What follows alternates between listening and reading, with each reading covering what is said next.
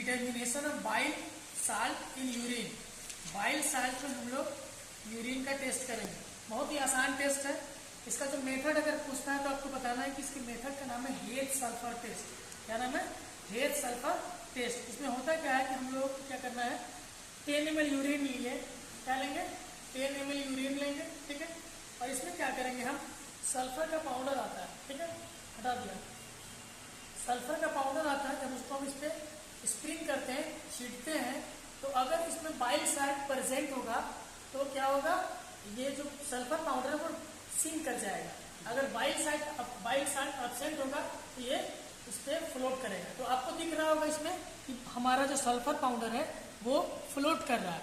ये इंडिकेट कर रहा है कि ये जो हमारा यूरिन सैंपल है, इस सैंपल में बाइल साल्ट एब्सेंट है।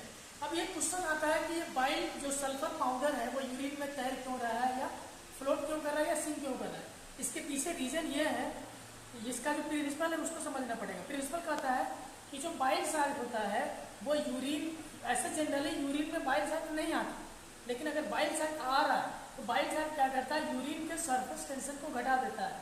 जब सरफेस टेंशन घट जाएगा, जैसे ही हम सल्फर पाउडर डालेंगे तो वो क्या होगा, सिंक कर जाएगा।